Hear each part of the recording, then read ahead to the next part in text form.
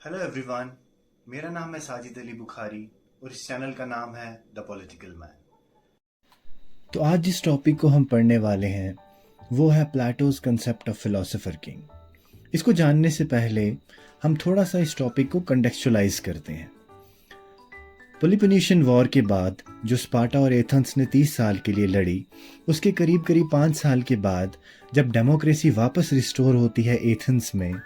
तो लोग क्या करते हैं, सोक्रेटिस को एग्जीक्यूट कर देते हैं, उसको डेथ पनिशमेंट दे देते हैं जस्ट बिकॉज कि उनको ये लगता था कि सोक्रेटिस जो है वो उनकी यूथ को करप्ट कर रहा है। अब प्लेटो जब इसको विटनेस करता है, क्योंकि प्लेटो सोक्रेटिस का स्टूडेंट था और उसको बहुत रेवरेंस भी देता था, तो जब प्लेटो ने इस पूरे इवेंट को विटनेस किया तो उसके बाद वो इस नतीजे तक पहुंचा कि नॉर्मल इंसान जो है वो रूल करने के लिए फिट नहीं है। जैसे बाकी सारे प्रोफेशंस के लिए आपको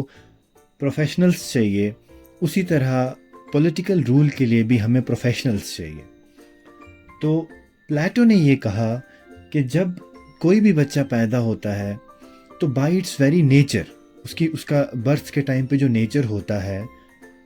उससे ये पता लगाया जा सकता है कि वो रूल करने के लिए फिट है या नहीं है। तो बर्थ के टाइम पे जब आप विटनेस करोगे या आप उसकी बच्चे की एग्जामिनेशन करोगे, उसको बड़ा होते हुए देखोगे, तो उसकी बाय बर्थ जो टिल्ट है वो रीज़न की तरफ है, स्पिरिट की तरफ है या एपिटाइट की तरफ है, वो आप बाय बर्थ ही देख पाओगे। अब ऐसा है कि आपने बाय बर्थ देखा कि कुछ बच्चे हैं वो बाय इट्स वेरी नेचर जो है वो रीज़न की तरफ ज़्यादा टिल्ट कर रहे हैं। तो प्लेटो कहता है कि हमें ऐसे बच्चों को सोसाइटी से उठाना है और इन बच्चों को हमें राइट एजुकेशन देनी है ताकि ये बच्चे कल फिट होके पॉलिटिकल रूल करें सोसाइटी पे।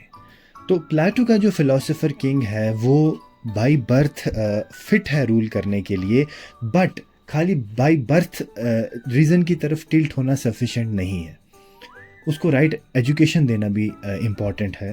तो इसके लिए प्लेटो ये कहता है कि हम क्या करेंगे कि स्टेट कंट्रोल एजुकेशन सिस्टम रखेंगे और कंपलसरी होगा, और दोनों सेक्सेस, मैन और वुमेन दोनों को कंपलसरी एजुकेशन दी जाएगी।